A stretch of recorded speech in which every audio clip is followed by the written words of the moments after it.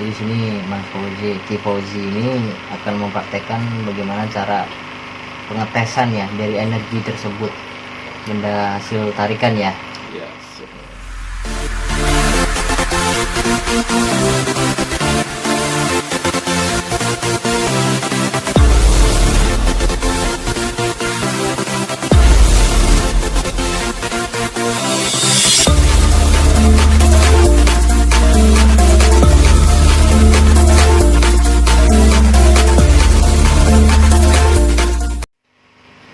Assalamualaikum warahmatullahi wabarakatuh. Oke, kembali lagi dengan saya Ki Putra. Kita di sini akan membahas tentang sambatan ya, udah di Padepokan Tritunggal Luhur. Oke, bersama saya, terus Mas Devan sama Mas Fauzi. Ini Mas Fauzi adalah paranormal muda ya, yang namanya udah kemana-mana lah, intinya udah melanglang buana ya Mas Fauzi ya. Oke. Jadi di segmen kali ini saya ingin mewawancarai Mas Fauzi tentang itu yang namanya apa sih sambatan ya, dan bagaimana caranya itu menyambat atau memanggil leluhur ataupun kodam-kodam yang ada di barang ya, ataupun itu keris ataupun barang-barang yang udah pernah ditarik-tarik ya kan, dari benda-benda gaib lah seperti itu. Oke, sekarang saya ingin bertanya dengan Mas Fauzi. Mas Fauzi apa Aki nih manggilnya nih? Bebas. Oke. Ki Fauzi, beliau adalah paranormal muda yang sudah bermain di dunia spiritual udah berapa lama Mas Fauzi? Kalau yang ditekunin yang baru-baru ini ya baru 2 tahunan, sekitar 2 tahun itu udah lumayan inilah yang baru aktifnya. Kalau dari kecil udah biasa, cuman baru terima pasien dan segala macamnya itu baru sekitar 2 tahun ini. Oh, berarti udah lumayan lama gengs, sudah cukup lama, itu udah 2 tahun ya. 2 tahun itu bukan waktu yang cepat sih sebenarnya, itu waktu yang lama. Berarti Mas Fauzi waktu dulu pertama bisa berinteraksi dengan hal-hal gaib ya, itu sejak umur berapaan itu kira-kira Mas Fauzi? Kurang lebih sekitar umur 4 tahunan. 4 tahunan gini, masih muda banget, masih kecil itu. Jadi udah tahu yang namanya setan lah bahasanya anak-anak sekarang tuh, wah udah melihat setan gitu. Oke Mas Fauzi, saya pengen tanya, itu sambatan itu apa sih gitu loh. Jadi kan banyak teman-teman juga kadang bertanya-tanya pada saya itu sambatan itu apa gitu kan, dan bagaimana cara menyambatnya gitu. Ini menurut Mas Fauzi itu seperti apa gitu? Sambatan itu kan ibarat kata kita memanggil atau kita itu mengutarakan suatu keinginan atau keperluan kita, hajat kita itu kepada Allah tentunya. Tapi lewat perantara dengan kodam atau jin atau pusaka atau leluhur itu bisa. Di sini kan misalkan di sambatan yang biasa saya lakukan itu utamanya sih ke pusaka-pusaka keris, kadang leluhur-leluhur juga, sepupu-sepupu saya, dan banyaklah yang ikut sama saya gitu. Oh gitu. Dan misalkan yang beberapa pasien misalkan di luar kota atau mana, itu kadang ada yang menghubungi, Ki gimana Ki kayak gini gitu kan. Ya udah sabar sebentar, saya coba cek, saya coba sambat, lihat keluhannya gimana, baru di situ saya eksekusinya gimana. Dan kebetulan sih kalau saya pada standar-standarnya, misalkan di pembersihan tempat itu kita harus apa dulu dari step by stepnya. Jadi satu, biar kitanya itu enggak kena dampaknya. Kadang ada beberapa praktisi yang dia asal nyemplung, asal main, Terjun ya. asal terjun, tapi nggak tahu gimana cara buat amannya kita gimana. Misalkan kita main terjun di suatu tempat, kita cek dulu gimana lokasinya, gimana kita ukur kemampuannya gimana, dan disitulah kita bisa tahu apa aja yang perlu kita siapin gitu kan. Karena saya nanganin di Surabaya ada tuh rokok apa toko, Mas, ini tolong apa namanya, saya tokonya tutup, auranya gimana terus buat buka itu susah gitu kan. Coba saya lihat dulu Mbak gitu kan. Lihat gini. Di situ ada yang ngerjain. Nah, di situ saya cek dulu apa aja yang perlu disiapin, dan saya biasanya pakai mediator itu ya dalam artian masuk ke dalam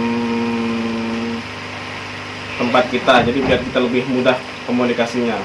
Nah, di situ saya nyambat satu leluhur dari saya sendiri dan raja dari jin tersebut. Saya panggil di situ, datanglah. Nah, awalnya jin tersebut nggak mau pergi dari tempat itu. Begitu saya sambat, saya datengin raja jin dan leluhur saya, baru dia mau gitu kan. Karena sifat jin itu dia takut sama yang lebih tinggi lagi, itu takut. Berarti ada tingkatan gitu ya? Ada tingkatannya. Dan jin itu kebagi dari kurang lebih yang saya tahu, itu ada jin ngampar, jin koloni, jin kerajaan, dan jin parakayangan ya, biasanya disebut gitu. Dan kalau misalkan itu kan buat pembersihan, kalau misalkan buat nyambat, kalau buat pengelasan dan segala macamnya, itu saya biasanya pakai keris atau jin kodamnya. Dalam artian ada masing-masing keris, masing-masing benda, masing-masing mustika itu beda cara penyambatnya, ada kuncinya masing-masing, ada trik-triknya lah, ada tata caranya yang benar gimana gitu. Sesuai dari empunya dulu atau dari khodamnya dulu. Misalkan kalau kita diberi pusaka atau keris, kita tanya dulu, jangan masalah asal terima. Ini cara perawatannya gimana, cara nyambatnya gimana. Kalau kita ibarat kata menerima benda dengan pusaka, tapi kita nggak tahu cara makainya gimana, cara perawatannya gimana, itu sama aja kita ibarat kata benda doang lah, nggak bisa difungsikan apa-apa, cuman buat pajangan. Itu buat apa? Nah, fungsinya benda perantara itu kan buat alat.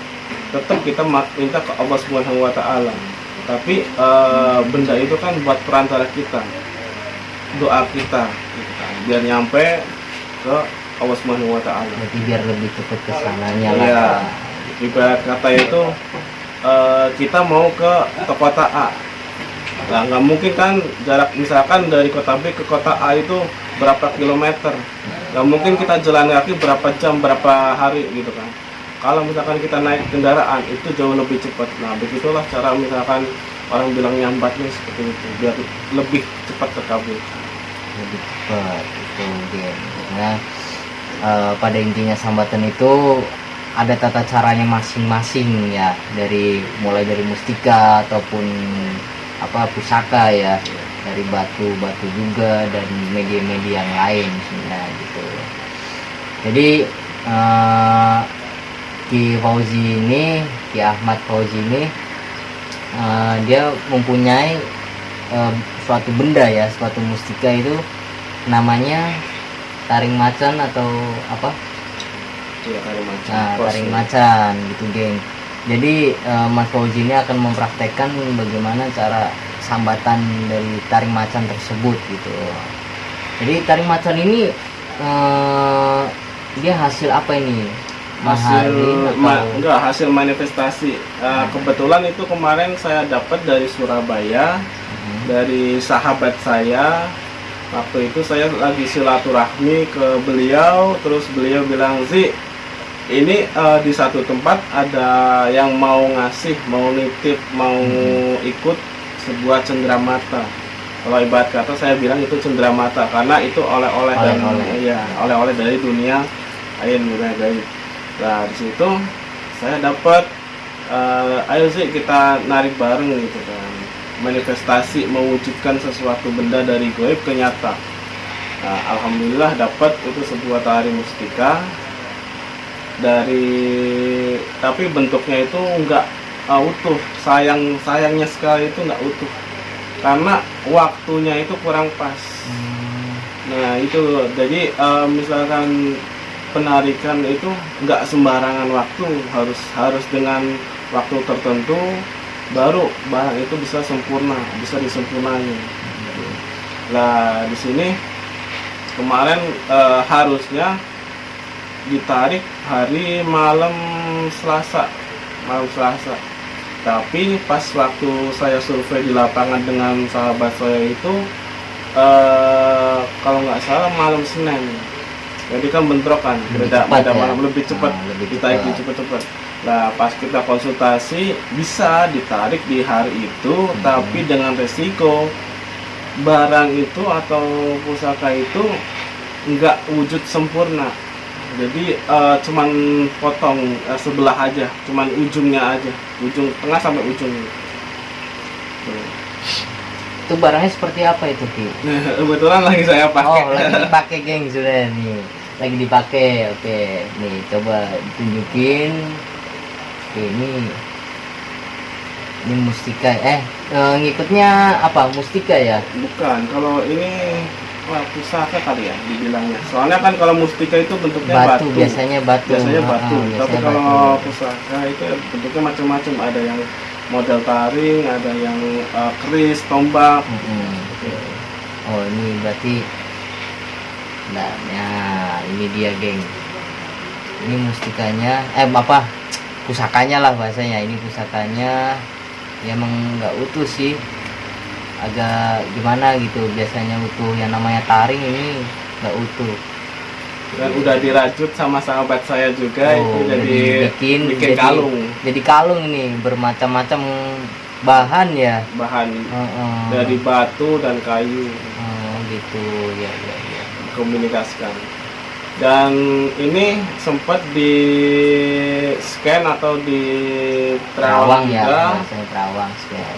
Sama salah satu praktisi yang udah ya cukup terkenal di Indonesia. Nggak bisa saya sebutkan namanya, cuman pernah ditaksir, diminta oleh lewat sahabat saya. Boleh nggak itu buat saya? Soalnya energinya bagus, silent healing, jadi diam tapi mematikan. Ya, tapi sahabat saya bilang ini punya sahabat saya yang di Jakarta, di Pemalang, nggak boleh gitu kan. Kalau buat dimaharin lagi nggak boleh. Pindah tangan lah, pokoknya udah diserahkan ke saya. Nah, ini Mas Depan barangkali pengen bertanya nih, Mas Depan nih. Sekarang gini Mas, setiap kita narik benda atau pusaka atau apalah, misalnya kita narik kodam lah, kan? Kita kan awalnya nggak tahu itu kegunaannya itu apa. Jadi biar kita tahu gunanya itu, entah itu benda atau mustika atau apa, itu gimana tuh caranya? Salah satu caranya itu bisa lewat mediumisasi. Itu satu, kalau misalkan emang kita ada praktisi, ada mediator, ya kita langsung mediatoran aja atau mediasi aja. Tapi kalau misalkan emang di situ kita sendiri, terus kita udah tinggal tanya aja ke kodam atau jin tersebut. Biasanya sih kita kayak taring ini aja. Ini kan misalkan saya nyambatnya itu bila artian manggilnya, jadi wujud bendanya terus diwujudkan ke wujud, dikeluarin lah, dipanggil jinnya, baru kita tanya ini itu fungsinya untuk apa, bagaimana cara menggunakannya, gimana jalurnya kemana itu. Dan misalkan kalau praksis itu biasanya udah tahu dalam artian tinggal melihat atau misalkan megang itu jalurnya kemana, biasanya udah otomatis sudah tahu. Lalu kalau misalkan buat yang masih awam atau masih ini, tanyalah kepada yang lebih tahu aja, jadi biar lebih oh ya ini jalurnya ke ini, jadi bisa digunakan dan sesuai dengan tata cara si benda tersebut mau digunakan untuk apa dan bagaimana caranya. Terus apalagi Mas Setan? Tapi kalau buat misalkan mustika tarikan atau apa gitu, apa selalu berwujud benda, apa gitu, apa cuma ibaratkan gini, kita narik sebuah kodam Ya. itu kalau kita taruh di tempat yang kita bawa, entah itu kita bentuk gelang atau kulit atau apa gitu, apa energinya berkurang atau enggak? Tergantung dari bahannya sendiri. Kalau misalkan kita bahannya itu dari sintetis atau misalkan dari plastik atau apa, itu agak kurang karena itu nggak ada di alam sana, nggak ada. Nah, kalau misalkan kayak dalam batu terus gelang kayu itu, kalau misalkan kita ibaratnya itu kan manggil dan masukin kan, itu ibaratnya pengisian. Kalau di saya bilangnya pengisian. Nah, pengisian kodam itu biasanya kalau orang yang paham itu dibuat dulu tempatnya. Kalau di gelang itu dibuat dulu tempatnya, wadahnya, rumahnya, baru dipanggil kodamnya, masukin ke benda tersebut. Nah, nanti di situ kita misalkan para praktisi itu masukin atau pengisiannya itu sesuai dari pemaharnya, mau digunakan ke jalur yang mana. Misalkan gelang itu dijalurkan ke pengasian, nanti pasti yang dipanggil atau yang disambat itu jin-jin atau kodam-kodam yang buat pengasian. Nggak mungkin kalau misalkan buat pengasian diisinya buat kejadukan, kegebalan, itu nggak mungkin. Nah, itu sesuai. Dan misalkan kalau udah masuk di booster, di upgrade lagi atau di booster lagi, itu biar lebih meningkat, itu powernya sama dari alam. Jadi ibarat kata kita manggil dari alamnya, kita wujudkan ke nyata, kita taruh di gelang, itu sama. Tapi kalau ibaratkan kita punya nih, ibaratkan kita tempat membuat wadah itu apa cuma bisa buat satu kodam atau satu jin gitu, atau apa bisa lebih? Bisa lebih. Ada maksimal nggak?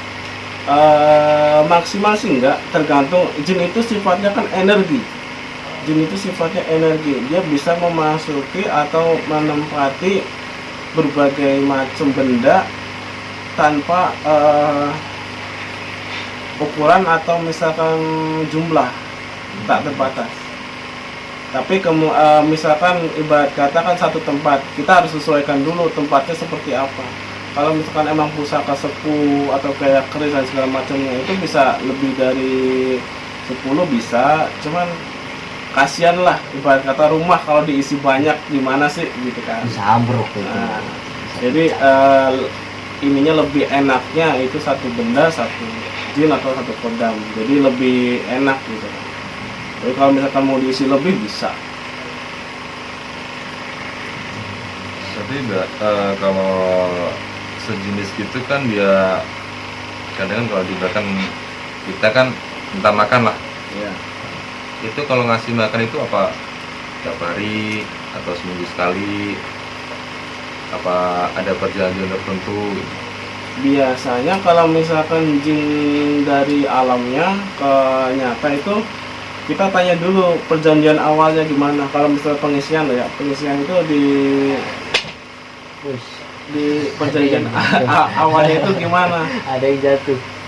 Kalau misalkan awalnya itu dari bentuknya hodam pengisian, itu biasanya kita perjanjian dulu seperti apa dari awalnya, perawatannya gimana, misalkan seminggu sekali atau sebulan sekali atau setiap hari itu ada.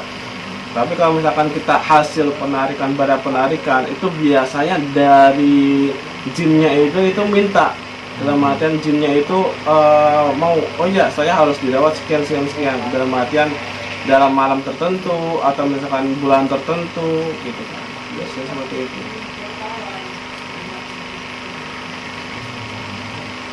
Tapi kalau apa, ini kan taring ya, taring ini cara sambatannya itu gimana, Ki? Perlu media, misalkan kadang kan saya sambatan kan ada dari media dupa ataupun media rokok juga bisa, ataupun dari kopi gitu. Kalau ini gimana? Kalau ini sih cukup simpel. Kalau misalkan emang nggak ada, kebetulan saya kan nggak ngerokok, jadi misalkan nggak ada rokok, nggak ada dupa, ya tinggal panggil aja darurat, dalam artian kita manggil dengan tata cara kita, dihadirkan sambatan kita untuk apa, ya itu insya Allah mau. Nah, tapi nanti sebagai gantinya biasanya kalau misalkan saya udah nyuruh kayak gitu, udah nyambat, nanti saya pas pulang dari tugas tersebut, saya bakalin dupa buat hadiah atau buat misalkan pengganti dia kerja lah. Kan ibarat kata dia juga bantu kita, ya kita kasihlah gitu kan. Masa iya kita tega sesama makhluk Allah, kita nggak saling berbagi rezeki atau berbagi makan lah gitu. Oke, kalau ini cara pengetesan ya. Oke, ini saya pengen Ki Ahmad Fauzi ini bagaimana sih cara mengetes suatu barang ataupun cara mengetes suatu energi dari barang tersebut ya. Ini saya pengen tahu tata caranya seperti apa nih, apa yang disiapin nih, coba. Kalau misalkan untuk pengetesan suatu barang atau suatu benda itu tergantung dari barangnya sendiri. Kalau misalkan barangnya itu berupa kalung seperti ini, Itu tinggal bagaimana itu? misalkan kalau kalung bentuknya kalung seperti ini, kita sediain aja dupa atau rokok lah. Kalau misalkan emang nggak ada dupa, kita taruh di atasnya. Kalau saya biasanya Al-Fatihah 1 kali, niatin, ya Allah, tolong misalkan di benda ini ada wujud, ada kodam atau jinnya, tolong gerakan gitu kan. Nanti kalau misalkan emang dia bergerak, dia berubah atau dia geser ke kanan kiri sesuai apa kata hati kita, insya Allah itu ada. Oke.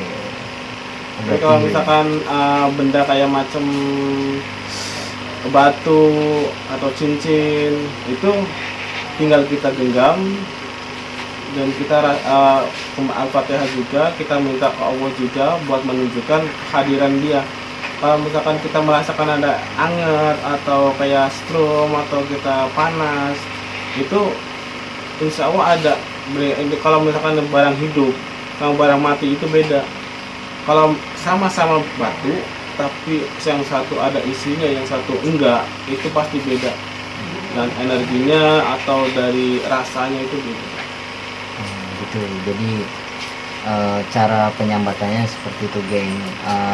Mungkin biasanya kan orang, wah itu cara prakteknya gimana gitu ya. Biasanya kan minta dipraktekin ataupun subscriber itu pengen tahu gitu cara mempraktekinnya itu seperti apa. Bisa dipraktekin nggak nih, Ki? Bisa nggak nih? Siap. Oke, nih gengs, ntar kita praktekin, kita siapin medianya ya ataupun alatnya untuk mengetes suatu energi dari barang. Ntar ini disiapin dulu.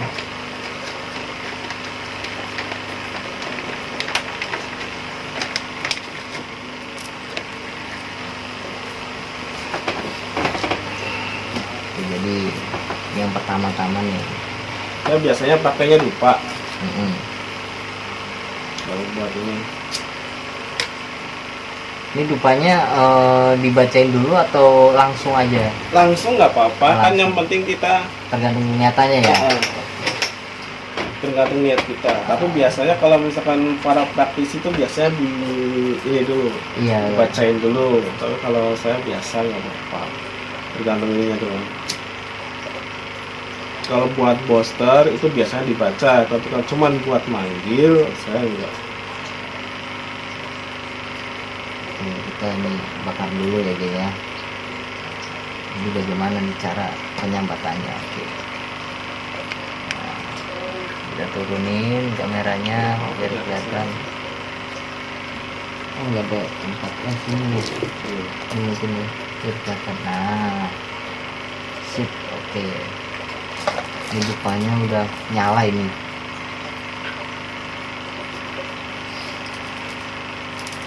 Jadi sini Mas Fauzi, Ki Fauzi ini akan mempraktekkan bagaimana cara pengetesan ya dari energi tersebut, benda hasil tarikan ya. Ya, sip.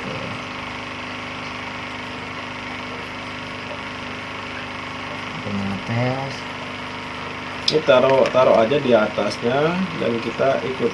Ini nggak liatin tangannya ya. Kalau misalnya kayak gerak, berarti itu.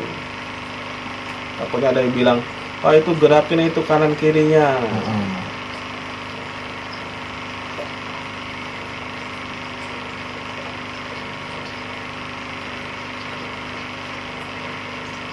Dia akan otomatis kayak muter sendiri. Jadi melalui energinya dia dengan dupa isi barang ini bakalan jalan tersendiri ataupun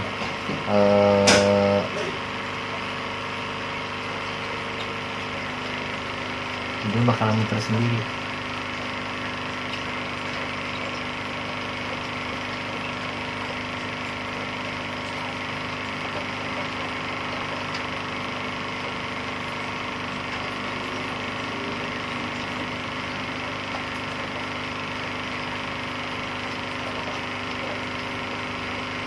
Kurang lebihnya seperti itu.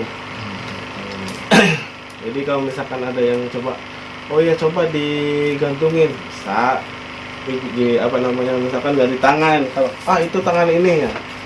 Bisa kalau ada tempat mah enak ya, nggak nggak ada. ada, Nih, nggak ada pokoknya stand sih. Kalau nggak ada ada stand mungkin lebih enak. Ini kan disangga nih, jadi dia nggak gerak sama sekali tangan ya. Ini dia bakal otomatis gerak sendiri karena powernya itu udah berkata kayak makan ya. Makan dia dari asapnya itu, dia energi itu mulai menggerakkan gitu. Energi dari barang tarikan tersebut.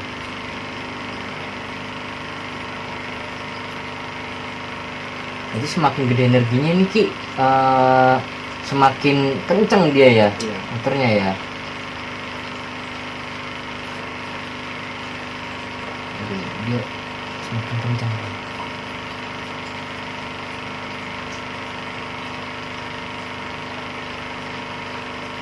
Berarti pengetesannya ini hampir sama kayak bermain jalangkung. Dan nggak cuma searah. Kalau searah kan, wah itu cuma diputer doang. Nah, ini kan berbagai macam arah sesuai kata hati saya.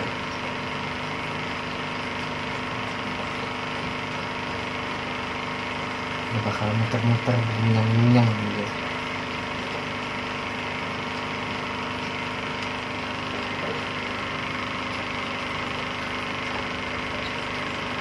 Ini kalau menurut Mas Devan gimana nih Mas Devan nih? Ini kalau berarti pergerakan ini tergantung energi dari kodamnya sendiri loh ya? Apa enggak? Pergerakan ini tuh dipengaruhi satu, emang dari energi kodamnya. Kedua, kita perintahnya. Ibarat kata kita kan yang nyambat, kita yang manggil, kita yang nyuruh.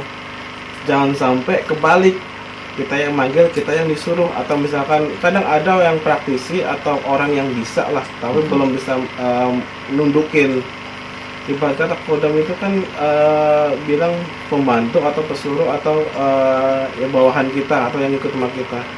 Itu jangan sampai gitu loh, kita itu malah yang disuruh atau kita malah yang diperintah sama dia. Nah kalau ibarat kata kayak gini ya, untuk penggerakannya itu satu emang gerak dengan energi dia, keduanya gerak kemana-kemana itu sesuai kata hati si pemanggil.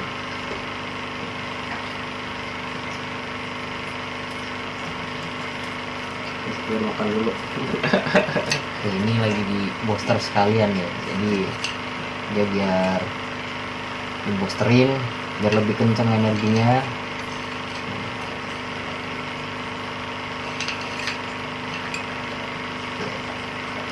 Dan apa biasanya kan kayak taring ini itu kegunaannya kan macam-macam ya. Dari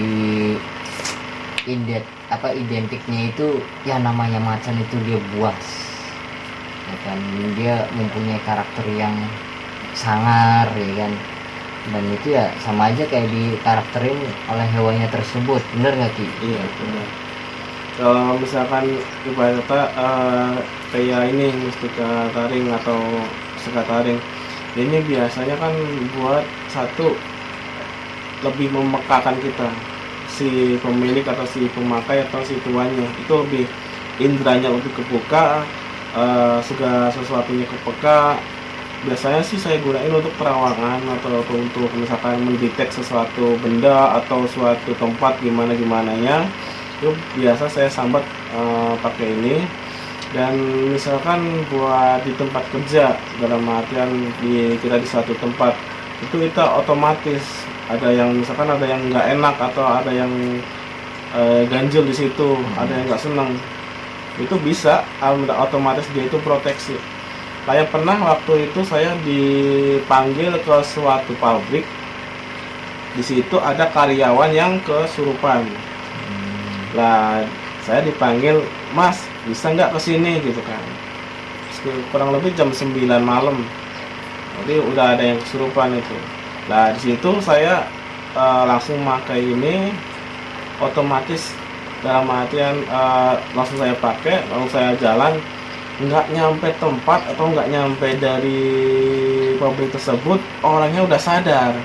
Makanya saya, aduh ini gimana gitu kan, yang mau yang dikeluarin malah udah keluar duluan, ya udah gitu kan. Di situ saya diminta, ya Mas coba Mas bikin air buat misalkan suatu saat ada yang kesurupan lagi, tinggal dikasih airnya aja. Biasanya sih saya emang pakai media air gitu kan. Nah di situ saya baca, saya inilah sambat juga. Di situ pengawas dari pabrik tersebut penasaran, ini kan katanya ada yang tidur di situ, di satu ini gitu kan, satu blok dikasih tidur, dianya itu nggak terima. Tadi cerita mas saya pas kesurupan itu gitu kan, sebelum sampean datang.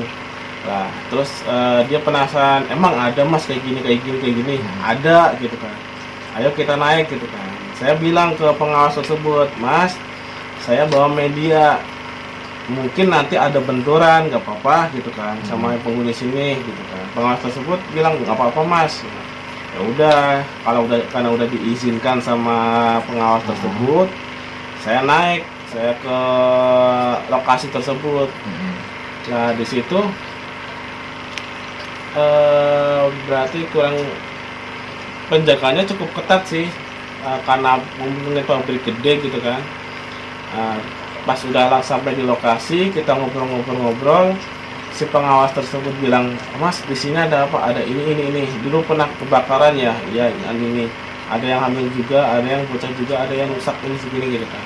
Saya sebutin semua apa yang saya lihat dan apa yang saya tahu. Nah di situ si pengawas tersebut penasaran, tadi emang tidurnya di sebelah mana? Feeling saya atau yang saya lihat itu yang di sebelah sini, dan sebelah ada tangga buat naik, itu di situ gelap. Disitulah gitu kan, mereka nggak terima karena tempatnya itu ditidurin. Nah pas ngobrol, di tengah kita ngobrol juga kita bincangan itu ada tumpukan benda lah, atau tumpukan kardus gitu, itu jatuh sendiri tanpa ada angin atau apa, itu jatuh sendiri. Mungkin kayak tabrakan dari energi mungkin ya. Iya mungkin gitu, jatuh sendiri bro. Nah pengawas tersebut sampai kaget, kok bisa Mas gitu kan, kok bisa jatuh sendiri gitu kan. Nah saya jelasin, iya Mas kan saya tadi udah bilang saya pakai media atau misalkan energi saya mungkin benturan sama energi di tempat tersebut, mungkin nanti ada gesekan. Nah inilah yang terjadi kalau misalkan dipaksain gitu kan. Karena di situ itu lebih dominan yang negatifnya, bukan positifnya. Dan kalau kemungkinan kalau misalkan saya lebih lama di situ, banyak ada yang jatuh lagi gitu kan. Makanya saya bilang ke pengawas tersebut, Pak, udah ya kita turun aja, soalnya mereka nggak seneng kalau saya di sini. Makanya kita turun, kita ngobrolnya di bawah aja, jangan di sini gitu kan. Ya udah, akhirnya turun ngobrol-ngobrol gimana baiknya gitu kan. Saya bilang ini nggak diganggu, ini cuma nempatin di sini, cuman ya itu tadi, jangan dibuat tidur karena mereka nggak suka kalau misalkan tempatnya itu ditidurin. Ya ibarat kata kita aja lah, satu kamar kita ditempatin sama orang, nggak ada sopan santunnya, kita marah nggak? Ya, itu aja lah. Jin juga sama, punya perasaan kayak gitu juga. Terus apa nih Mas Devan yang mau ditanya ini? Ini gini ya, jujur aja, saya punya barang mentarikan. Sekarang udah saya pakai sih. Cuma kalau di tes di sini bisa nggak? Tesnya gimana? Dibayang ya kayak pusaka yang ini tadi. Bisa, bentuknya apa? Gelang. Bisa.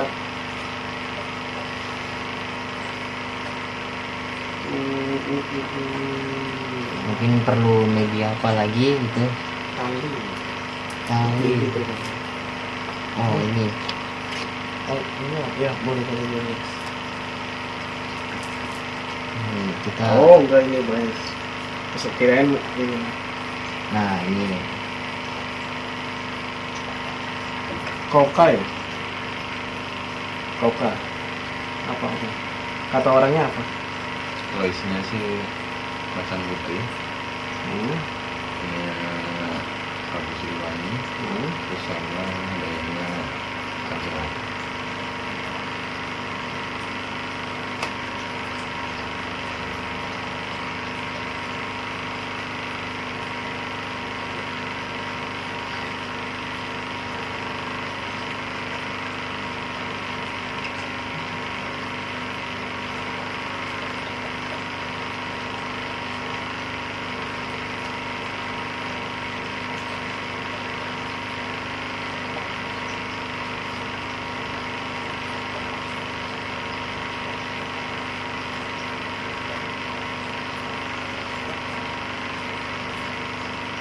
Kelihatan nggak di kamera? Kelihatan. Stop. Cepat lagi. Kelihatan otomatis nih. Jangan mutar, kalau kena asapnya ya, kena asap dari dupa ini dia bakalan kenceng gitu. Jadi mencari kayak asapnya itu di mana gitu ya. Ibarat kata kalau ini makan, gitu kan, dikasih makan, dia gerak. Oh, tambah kenceng nih, asapnya tambah gede sendiri, langsung bus kayak gitu.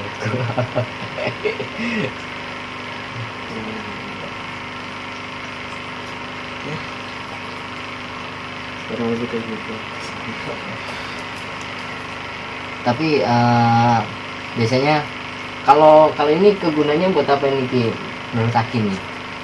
Kalau itu biasanya buat pagaran bisa, buat pengasian bisa. Karena jenis bahan-bahannya itu kan kayu koka. Kayu koka ya bisa multifungsi sih sebenarnya. Semuanya buat pagaran. Misalkan ada yang jahil ke kita, itu bisa buat tameng atau dia berkata nggak kena kitanya langsung lah. Kesaring dulu sama media tersebut atau kodam tersebut. Jadi kalau biasanya kan, ini kan kadang Mas Devan cerita nih sama saya, cara deteksi kodam itu seperti apa gitu loh. Ini buat orang-orang yang awam ya, yang pengen belajar secara simpelnya nih, jangan yang bertele-tele, intinya secara gampangnya lah gitu. Caranya seperti apa itu? Secara gampangnya sih, misalkan mau deteksi itu media ada kodamnya atau enggak ya seperti yang sebelumnya saya jelaskan. Misalkan buat media apa gitu kan, kayak kalung, kayak gelang tadi kan bisa tuh buat di atasnya ini itu bisa muter atau bisa apa namanya gerak sendiri gitu kan. Kita cuma pegang dia gerak sendiri, itu insya Allah ada kodamnya gitu kan. Tinggal kita tanyain ke orang yang lebih tahu seperti apa loh ini bentuknya, kayak seperti apa, itu banyak kok, tinggal ini. Dan misalkan kayak batu tinggal kita genggam, kita rasakan ada getaran nggak, misalkan kayak hidup, detak jantung, atau misalkan energinya gitu kan.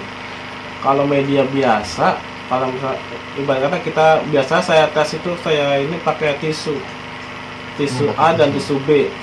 Nah itu kan tisu itu yang umum kan, dalam artian di mana aja bisa. Lah yang satu saya isi, yang satu enggak. Biasanya saya kasih ke orang kalau misalkan yang mau ngetes lah seperti apa loh ini organ atau enggak gitu kan. Mereka genggam tangan kanan dan tangan kiri, rasanya beda atau sama. Itu menurut pengalaman yang saya selama ini, itu pasti ada bedanya dari ke tisu A dan tisu B. Sama-sama tisu dari sumber yang sama, tapi diisi energi yang berbeda. Berarti yang namanya kodam itu adalah sebuah pendeksian energi, dan kalau masalah wujud biasanya dari mimpi ya, dari mimpi kalau buat orang awam mungkin ya. Nah, itu dari mimpi ya. Jadi kadang ada yang bertanya-tanya, ini buat melihat kodam itu caranya gimana. Sebenarnya itu simpel ya Ki ya, sebenarnya simpel. Cara orang lama itu, kalau yang saya pelajarin itu dulu ditaruh di bawah bantal, bener nggak? Iya. Nah itu Orang ditaruh, umumnya. pada umumnya kata orang dulu itu biasanya ditaruh di bawah bantal gitu. Taruh bawah bantal, kita salamin, assalamualaikum, waalaikumsalam ya khodamul, namanya siapa, dari misalkan ya khodamul batu ataupun gelang ataupun apa, itu secara simpelnya gitu. Tapi buat sekarang mungkin beda kali ya Ki ya. Beda. Kalau buat sekarang itu gimana itu? Kalau misalkan buat melihat itu, sekarang kan banyak praktisi yang membuat media itu buat buka mata batin gitu kan. Nah itu bisa lewat media, itu juga bisa gitu. Misalkan kita memahari, atau misalkan kita minta dibukakan lah sama praktisi gitu kan, biar lebih bisa ngelihat. Saya penasaran loh gimana caranya lihat ini gitu kan. Soalnya pada dasarnya manusia itu nggak bisa melihat jin, dalam artian diciptakan itu nggak bisa melihat jin, karena kita itu alam kita dan alam jin itu dibatasi oleh tabir yang nggak bisa dilihat lah gitu. Dari mereka bisa ngelihat kita, tapi kita belum tentu bisa ngelihat mereka. Dan beberapa orang diberkahi atau dianugerahin itu kelebihan bisa melihat mereka. Jadi melihat six man yang berbeda ya. Iya, melihat media atau energi yang berbeda antar. Jadi di situ kita bisa tahu apa loh bentuknya seperti apa, dan namanya seperti apa gitu kan. Dan jin atau kodam itu ada yang bernama, ada yang nggak ada namanya. Masing-masing. Kalau jin-jin ngampar itu biasanya nggak ada nama. Tapi kalau misalkan jin dari satu kerajaan itu biasanya ada namanya. Dia punya wibawa kali ya. Iya, punya pangkat lah. Punya pangkat. Dan misalkan kalau di Indonesia kasta-kasta di manusia itu kan ibarat kata dilihat dari hartanya. Kan semakin banyak hartanya, itu kastanya atau derajat itu semakin tinggi. Nah, kalau di alam jin itu bukan dari harta atau ininya, tapi dari kekuatan dan energinya. Semakin energinya kuat, semakin powernya kuat, semakin tua dari umur jin tersebut, itulah kastanya semakin tinggi gitu kan. Jadi dari yang namanya jin itu dia mempunyai power, jadi beda pangkat ya itu bakalan beda energi geng sebenarnya. Jadi ini tentang seputaran masalah sambatan ataupun masalah kodam dari Ki Ahmad Fauzi, kurang lebih seperti itu. Ya, mungkin dari Mas Devan pengen bertanya apa lagi nih? Saya rasa udah cukup. Ya, udah cukup kan. Mungkin sebenarnya apa yang dinamakan khodam itu hanyalah sebuah pendamping, benar ya Ki ya? Residual energi atau jin lah. Atau jin. Jadi khodam itu dia banyak bentuk, dan khodam itu ya dari kitanya sendiri juga punya ya. Ada Itu ya. namanya jinnya Khorin namanya. Nah, itu namanya jin khorin. Nah, Itu, itu geng. sama sih yang mendamping. Ibarat kata kan khodam itu kan pendamping. Lah pendamping itu apa ya, bisa jin juga, bisa malaikat juga lah. Kita kan juga disebut dititipin 2 malaikat, kanan dan kiri pundak kita, mencatat amal baik dan buruk kita.